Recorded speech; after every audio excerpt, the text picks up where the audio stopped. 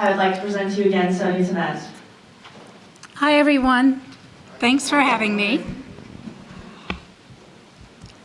As Stephanie mentioned, we want to gain a deeper understanding of the TFPA, and part of that is going into its history and its role in landscape scale restoration, as Brian indicated, for the benefit of tribes, the Forest Service, and the public. We want to obtain the necessary information to develop successful proposals, and not just stopping at proposals, but implementation. For the purposes of this workshop, we're going to be focusing on the Forest Service, even though TFPA does include Bureau of Land Management. The history of TFPA began when the West was on fire. In 2002, the Rodeo Chetaskai fire in Arizona burned about a third of the timber on the reservation, the very foundation, the economic and the cultural foundation of the tribe. Brian mentioned the fire siege of 2003, which followed. 20 reservations were on fire, 11 of them in Southern California. Of those 11 reservations, 8 were completely burned by the siege. Lives were lost and hundreds of tribal members were forced out of their homes for months, often taking refuge from sister and brother tribes. The numbers don't really tell the story, though. I went down south to meet with the intertribal, the interagency groups to figure out what we could do for assistance. And we heard the stories of the grandmother who ran from the trailer and made it to the creek in time before the fire burned over. We also heard the stories of those that didn't make it.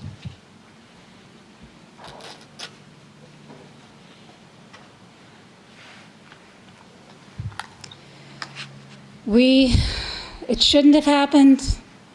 And we discussed how not to make it happen again. And as Nolan Colgrove, then president of the Intertribal Timber Council, and a number of other tribes and others talked about what needed to be done legislatively. And tribes went to Senator Feinstein and Representative Pombo in California and asked for legislation to increase protection of tribal lands and resources throughout the United States, not just in California, not just in the Southwest or Northwest.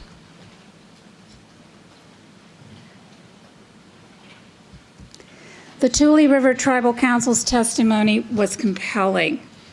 Every year we pray we are not the victims of catastrophic stand-replacing fire, such as the devastation we saw in Southern California.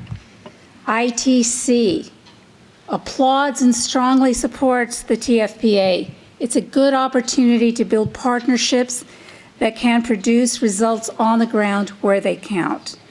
The TFPA passed in 2004 without one objection, with bilateral support. Now, as any piece of legislation gets passed, it has very specific terms. And I want to go over those very quickly here. Tribes are those federally recognized tribes.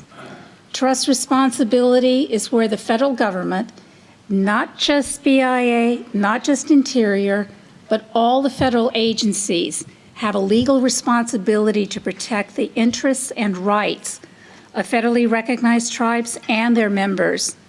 Land and trust is another key term. It's where the U.S. holds the legal title, and the tribe or the individual Indian person holds the beneficial interest. The TFPA authorizes the Secretaries of Agriculture and Interior, and this is delegated down for the Forest Service to the regional forester, upon advice from the forest supervisor and district ranger, to give special consideration to tribally proposed projects on Forest Service or BLM administered lands. Note that the TFPA doesn't authorize tribes. Tribes already have that right to initiate projects. It authorizes Secretaries of Ag and Interior, and those agencies, BLM and the Forest Service, to give special consideration to these tribally proposed projects. Oops. I wave my hands around a lot when I talk. So with tech, it goes flying sometimes. It emphasizes the government-to-government relationship between the Forest Service and tribes. It explicitly sets forth the goal of protection of tribal trust lands.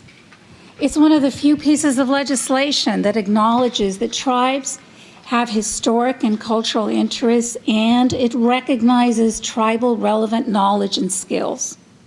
And that can be traditional ecological knowledge, or it can be the latest and greatest technical management on tribal forest lands.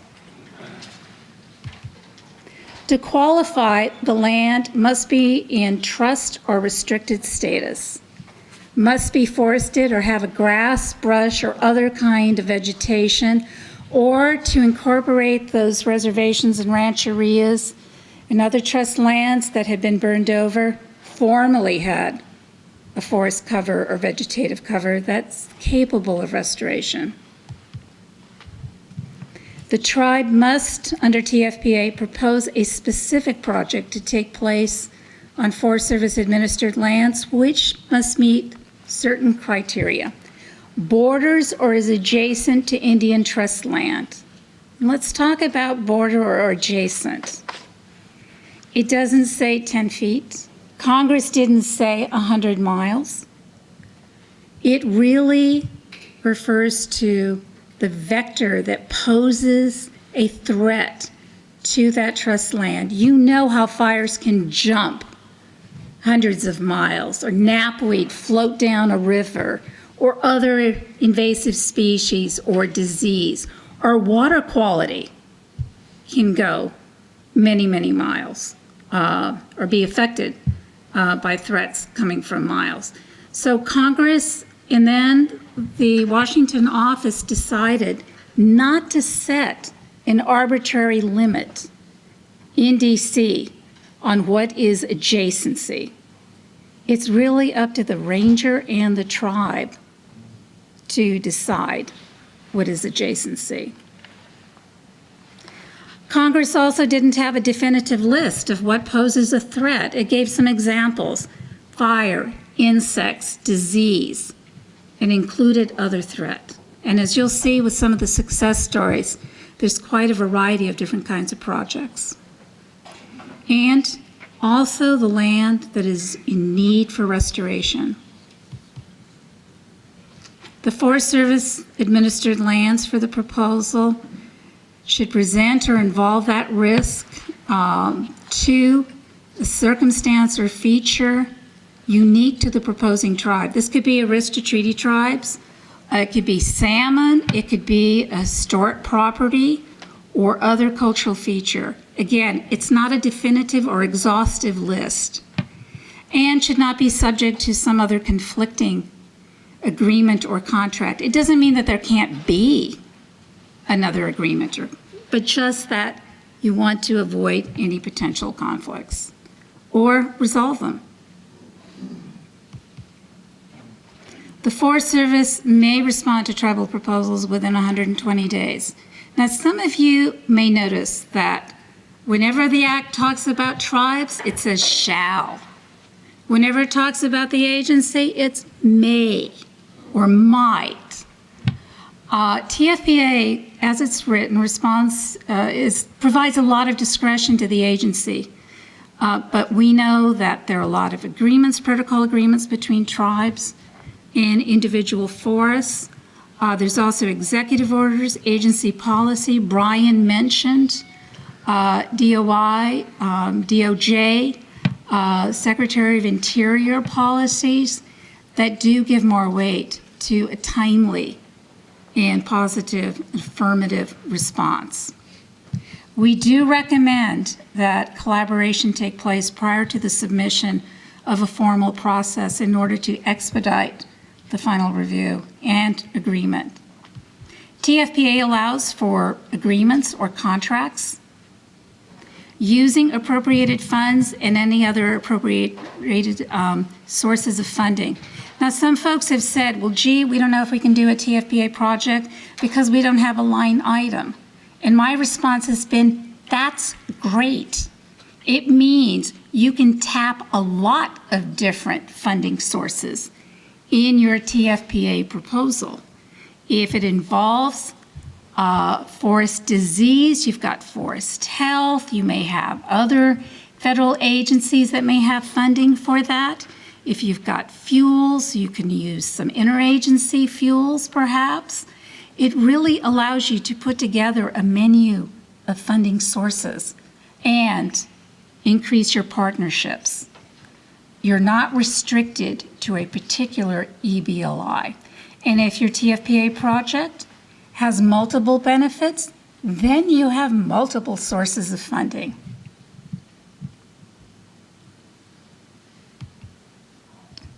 For contracts, the Forest Service can use what's called best value. And that means the agency is not just going for the lowest budget on a project, the lowest quote. It can give special consideration to tribally related factors such as, but not limited to, the status of the tribe, the trust status of the tribal land, the cultural, traditional, and historic affiliation of the tribe. We're very fortunate to have Lauren here, who is going to elaborate on this later on. Tribes in the Forest Service share nearly 3,000 miles of border and hundreds of thousands of acres of watersheds. And we know decreased active management has contributed to outbreaks of insects and disease and fires that jump boundaries. And climate change is anticipated to bring more extreme events. We all believe we must work together to meet these challenges. And TFPA is a very important and very flexible tool for tribes in the Forest Service to reduce these threats. I'm going to quickly go through a series of TFPA success stories.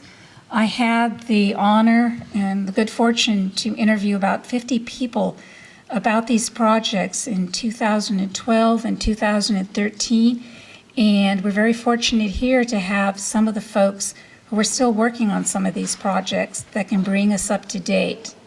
There's the Perry Pinyon Pine Protection Project with the San Bernardino National Forest and the Ramona and Santa Rosa Band of Cahuilla Indians in Southern California. The tribe said, our highest priority is to protect those pinyon pines. And through volunteer efforts, they went out and did it. There wasn't a lot of paperwork involved in it. They were very action-oriented. They brought in the kids, they made it an educational project, got support for that. The Los Burros Project with the White Mountain Apache tribe that faced that catastrophic fire in 2002, and the Apache Sitgraves National Forest utilized a participating agreement. They decided they wanted something more bilateral than a contract for services or products. And we had special funds for that, and the ranger had several NEPA documents that have already been completed and on the shelf. So we were able to work very quickly on that. As part of this, we added a training component so that tribal members could be certified for cruising and were able to work on future projects because the ranger wanted to build the capacity of a workforce that was going to be local and we could work on a variety of projects. And we had a contractor who was doing a stewardship contract in the area. Some people could have said, oops, there's another contract there, there's going to be a conflict. Instead, that contractor was brought in because he had the heavy equipment, he had a highly skilled work crew that could help support the tribe and the district. So instead of a conflict, it was a partnership. And it linked up to other projects across the landscape too. It's not just about fuels reduction, though. Lake Quinault Water Treatment Plant was an agreement between the Quinault Indian Nation and the Olympic National Forest. The tribe was very concerned about some of the permittees that were reducing the quality, the water quality of the lake. And so they developed what turned into a service contract in order to improve the water quality. You're going to be hearing a little bit more about the McGinnis Cabin Fuels Reduction Project between the Confederated Salish Kootenai tribes and the Lolo National Forest. It involved a variety of projects and a stewardship contract. So we've had service contract, stewardship contract, and participating agreement. And then the Mills Creek Fuels Reduction Project. When I talked with folks, there was a participating agreement, a master agreement that this tiered to, and there had been a change with the wilderness boundary, and that created some extra challenges that the tribe and the forest dealt with. And we'll be hearing more about the 16 Springs Stewardship Project with the Mescalero tribe and the Lincoln National Forest, and how they brought in additional partners to support more active management on the forest. As these examples demonstrate, there's so many opportunities and there's so many additional tools to help implement TFPA projects. There's certainly issues. Maintaining confidentiality of sensitive tribal information. Whenever we're looking and relying on those tribally related factors, there can be very sensitive information about archaeological sites, sacred sites, traditional knowledge, and the protection has to be ensured while the Forest Service is going through NEPA. And we'll have Jim Smalls talk about that, as well as Brian Ruger later on in our session here. And then consideration during project and land management planning. Designations of wilderness or wild and scenic rivers can have the potential to affect future TFPA projects, and that has to be an item of consultation with tribal governments who may be concerned about that. You're going to be creating a new generation of TFPA projects and implementing current proposals. We just want to quickly walk through some of the factors that you need to take a look at. I've mentioned them before in the context of the TFPA legislation, but when you get down looking at the maps and looking at what the tribal and the forest priorities are, please go out in the field, take a look at what those threats and risks are, and are there current activities that would exacerbate or eliminate that risk? With one potential project, we had a field session and we found out that the current work was going to eliminate the risk of erosion, and a TFPA project wasn't necessary. The ranger could put the work crew to work and strengthen that elimination or risk reduction. And then, is TFPA going to be the appropriate authority? I'm very enthusiastic about TFPA, but sometimes there are other authorities that are going to be more appropriate to bring in the non-trust lands. Or you can do it in combination if the project is big enough. We encourage not only collaboration between the agency and the tribe, but also local stakeholders and other landowners. In Southern California, we found that they could add funding, equipment, and also public buy-in to projects. TFPA proposals can be 3 pages long with appendices of maps.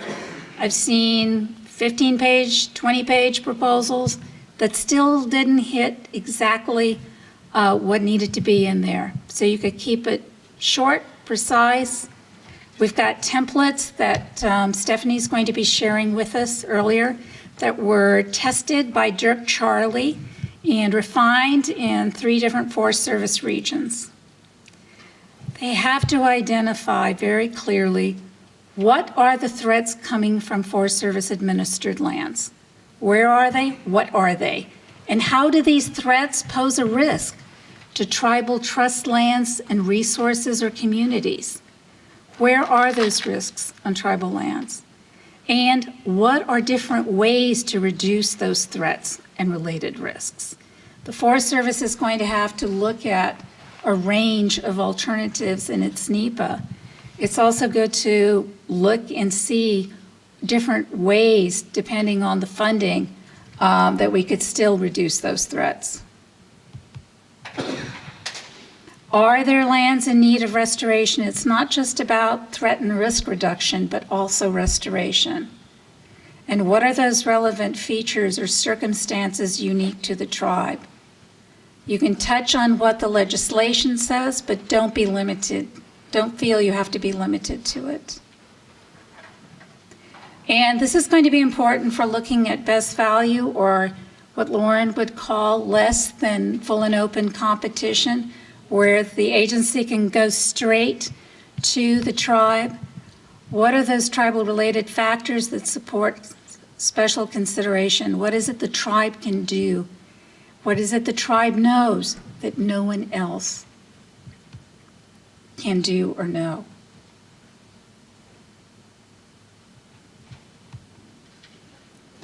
There are a number of steps before a project can be implemented, even if you have a successful project. Funding, we really need to get funding for both planning and implementation, and need to get it into the cycle early and often. Field checking to examine current conditions. This could reprioritize that ranger's program of work and also get additional funding. There's compliance with environmental laws and consultation and coordination with other governments. And this is something that the forest and the tribe needs to look at.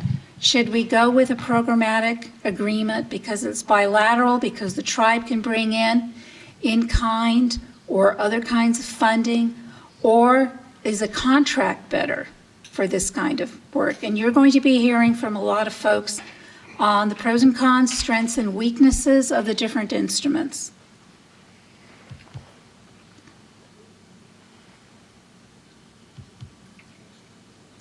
And a very simplified graphic about the life of a TFPA project and the different steps that you'll be looking at for your project. But collaboration is key to all of it. The forest doesn't have to wait until the tribe comes up and submits a formal proposal. In many cases, for the successful TFPA projects, the ranger went to the tribe and said, I've got EAs and EISs here. I know you've got a concern because of how we've consulted on Forest Service projects. What are your priorities for us doing projects? And the tribe can also say, you know, we've been talking with you about this for many, many years. What is it that you could do quickly to reduce that threat? Having that kind of dialogue should precede a formal submission of a TFPA proposal. So we can get the planning dollars, so we can get the implementation dollars, so we can get the NEPA compliance done to support the tribe. Any questions or comments? We have Sonia here all day, so if you get some questions or comments you need to digest, we can do that later. Keith.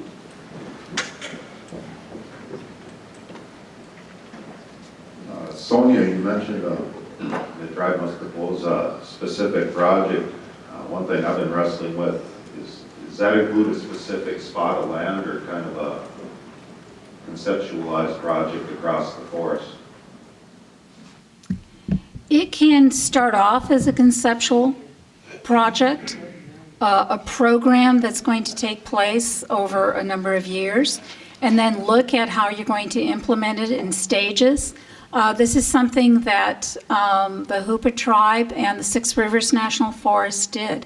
They had concerns in the Meegram, I believe it was Meegram Fire area, that was so extensive, but certainly could not be done in 1 year. So the tribe and the forest discussed what the larger concern was, and then there were 3 and then 4 stages to address those concerns. And those were very specific areas, which later got modified because of existing field conditions and the expansion of the wilderness boundary. So it's pretty flexible. So I see a question from Connie. Keith, does that hit the mark? Just so folks can maybe frame what you're thinking, what are you thinking in terms of a concept versus a project? Well, we had a TFPA project, we have a TFPA project, and it was for a pine thinning, and we did 3 stands, just something everybody could get their mind around. Brought a map, we'll get it up. That extends it across the entire Chippewa National Forest. It includes over 1,000 stands. I mean, the idea was that it wasn't just 3 stands that were an issue. Yes. It's conceptualized across the whole national forest. Some tribes have put together a land management plan for their ancestral lands now managed by the Forest Service, with the tribe's priorities for work on the whole forest, and then later on propose specific projects, TFPA and non-TFPA projects. So because the tribe may prioritize a particular area, doesn't mean it's the only concern the tribe has. In some cases, the tribe may have several priorities, and what goes out the chute the first time is going to be that project that already has an EA finished with, and that's already budgeted, if it can't be shifted to the tribe's highest priority. And because we're videotaping you, and not everyone who watches the videotape may know, an EA is an environmental assessment. Thank you. And Fred may want to make some comments on this. First, I want to say thanks for the question. It's a great question because there's so many answers. You just heard one from kind of the procurement point of view. But another reason that a Forest Service official may want to go the TFPA route, even though you have it all set up already under another mechanism, is environmental justice. Tribal communities are environmental justice communities. They are underserved communities. So, and it's a really big push in the Forest Service and other federal agencies, as it should be, that we really try hard to address those questions for those communities that are at the highest risks. Tribal communities are really are the highest risk communities in the country. Look at the statistics for suicide, for the poor economies, and on and on and on and down. Any measure you want to look at, tribal communities are at the bottom rung of the ladder. Anything that we can do in the Forest Service to help raise those folks up, to provide them work, to protect their communities, we should be doing it. So, several reasons there. One, to be able to address the environmental justice question, meet trust responsibilities in a very explicit way. Also, this may help with contracting directly with the tribe and give you some additional insurance, and also to meet some of the Forest Service goals. And in our resource kit, we have the proposal template, which is literally fill in the blanks, and they're the most important blanks, as well as the regional forester approval letter to help the tribe and the forest get that proposal going. Thanks for the great question. It opened up more. And I'm wishing way in here, because it seems like we're already doing this. We've already got the long-term recovery agreement. Realize that we haven't solved everything. Well, I mean, we've had discussions and consultations, and we've found projects. TFPA is just another way of doing it. And with that particular project, that was using an interagency agreement, which kind of set up a situation where it's very similar to a procurement. But this way, we can actually do a procurement. And that's kind of exciting, because one of the things that we've really struggled with working with tribes is we have authorities, we might even have funding, but then the tools that we use make it kind of clunky to work with tribes, in a really good way. And we were just talking about this, about finding a way to, directly hire tribes to do work. So, and the discussion that happened here, the TFPA has an opportunity to streamline this process of working collaboratively with tribes. And this question is a question we're going to hear throughout. Is TFPA the right tool? And we're not saying it's the only tool, but these discussions will help figure out the best tool and what benefits might be to TFPA and maybe how to work through some of those other issues or questions. So we have a question over here from Jared. Yeah, my question is how TFPA might authorize work in collaboration with public domain lot holders who there's land held in trust, but the individuals may not be members of federally recognized tribes. Amy, I'm glad you're here. With this land, still, be in restricted state, it's trust lands, yeah. But, I would also add, yes, the land might qualify because it's in restricted status, but the proposal has to come from a federally recognized tribal government. Now, we have had some instances, the projects aren't being implemented right now, but we've had discussions with non-recognized tribes that have an association with allotments that are in restricted status, and a federally recognized tribal partner may put forward that proposal. But we've got to still show the threats and the risks. Just ask the group here, can a proposal come from a federally recognized tribe on behalf of a non-federally recognized tribe? Again, the threats, the need for restoration. Has anything like that ever been put forward during the old one? It's been discussed, and I would let that tribe or those tribes talk about it, but it still needs to be a threat or risk to the lands in restricted status. But certainly a federally recognized tribe could do that because they've got a concern about it, and we can bring in non-federally recognized tribes as partners. We can bring in nonprofits or other agencies. Hi, Darren Dorgan from the Fourth Tribe. My question is, when a tribe's fashioning a proposal, should they just take the boundaries off the map, if you will, and all the land designations, and just put a proposal in according to what's best fits the landscape as far as the fence? Or should we consider, or should the tribe consider also if it's wilderness or any other of the land classifications that are on there? Will it delay the project? I guess that's my question. Thank you. I would recommend, I don't tell tribal governments what to do. I would recommend that the land designations, whether like it's wilderness, be there as known, because it's going to seriously affect how you implement that proposal.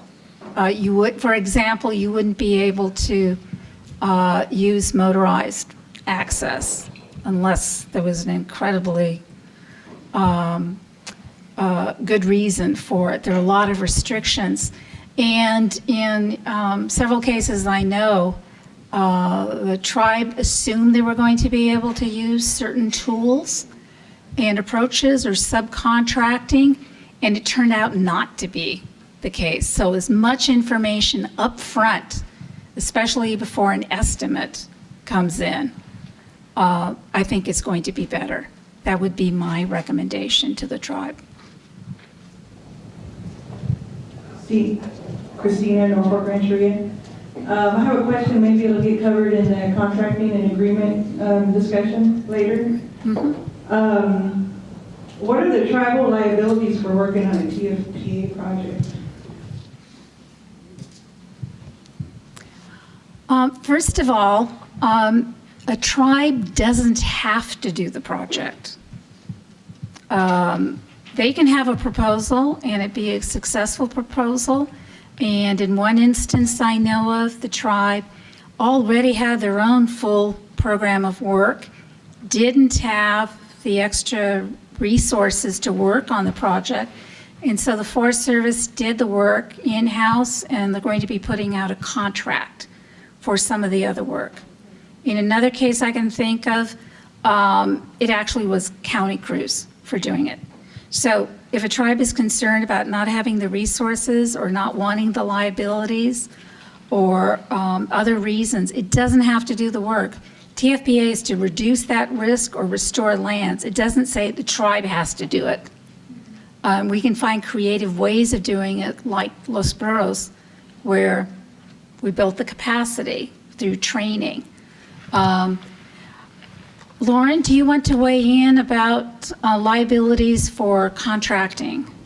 We'll talk a little bit about that when we get to the contracting Okay. section, unless you, is that okay? That is perfectly fine. So I'm putting a pin in liabilities associated with doing the work, and we'll talk about that tomorrow. There you go. Here, Nolan, and then Dr. Terry. Okay, Nolan. I'm going to stand up. There's I'm going to respond to the last three things. I had that 2 times ago, but. Help me. The liabilities, tribes aren't used to dealing necessarily with a large public when they're doing tribal projects. The tribes is quite a bit different than what the Forest Service deal with, and the tribes need to define who their public is. And so they don't say all these other non-NGOs are part of their public, like the Forest Service does. So that's a significant difference. And so when we come to the table, we have luggage with us on the Forest Service side. So liability is, that's something that the tribes are not used to, just one thing to be cautious about. So there is one liability, and it's not necessarily towards contracting. The second thing was Darren's question about the scope. And Brian hit on this earlier in his presentation. It hits a nail on the head that the scope is going to change at some point, especially with climate change. If you look at all the things that are changing out there, since the Hoopa tribe put their proposal in, there have been 3 large fires in the area, and things have changed on the landscape. So you really need to look in terms of what your reasoning behind the threat is, and see if you might have to adjust that. So there is reasons for adding larger areas, adding more things to the proposal. And the last one was with, that I'm going to respond to, was with the non-recognized tribes. And we have one of those that are on my district, and we don't have to have a TFPA to work with them. They're a member of the public. They don't have the federal recognition, but they do have a couple of those things up there, the cultural interest, and they do have sacred sites. It's just because they're not recognized by the federal government doesn't mean that you're not supposed to work with them. So we work with folks that are non-federally recognized, and they would fall into a category of, if you're doing something on your program of work, it would fit like other projects do. You might not use the authority under the TFPA, but you can still work with them, and we have been doing that. So there are other alternatives. Thank you. Thanks, Noel. And then we have Jared, and then over here.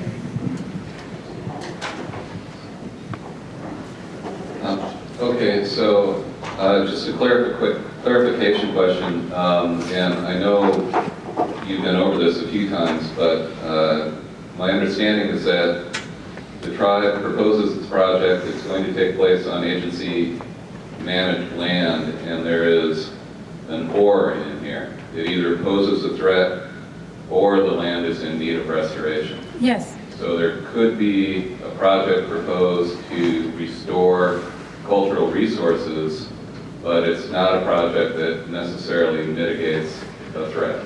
Correct. Okay. In fact, there's I was talking with a tribe recently where it's basically restoration.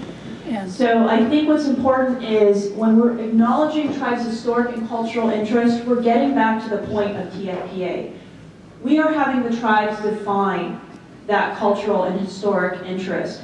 But more importantly, the Forest Service owes a trust responsibility to communicate with tribes. And that would include not only those tribes who are making these proposals, but also other tribes who might have an interest. Sonia mentioned consultation with other governments. That includes other tribal governments, building those partnerships, not just looking at one or two tribes, but thinking about where there's other tribes within a forest district or area that might want to have input into a proposal or may want to be a part of the discussions. So these are all very important things to consider, and there's certainly things that Ken, you mentioned, might be necessary depending on the history and politics of your area. It's going to be different for different tribes. It's going to be different for different parts of California or the nation. So these are all really important things to think about, and it requires us to have that discussion, back and forth dialogue. Connie. Does California have like a matrix that identifies the different tribes and where their cultural and historic interests are in the landscape? You guys might have noticed I looked over to the Native American Heritage Commission. I'm going to go on a limb here. Yes and no. Really far limb, right? Native American Heritage Commission does have some of that information, but as in most of these things, as you're going to hear from Brian Ruger tomorrow, particularly in terms of cultural confidentiality of cultural resources in the areas, none of those matrices are going to be exactly accurate, and it's going to require communication with tribes. But Native American Heritage Commission has a list, so at least start figuring out who you might want to speak to. But you can't just look it up. Communicate with the tribes that you have a working relationship with, or even if you don't, reach out to them. Dirk, anything to add? Yeah, just to add to this particular topic, as a liaison, when it involves a project area, it's my job to work with the line officers and subject matter specialists to let them know about all the tribes that might have an interest in that.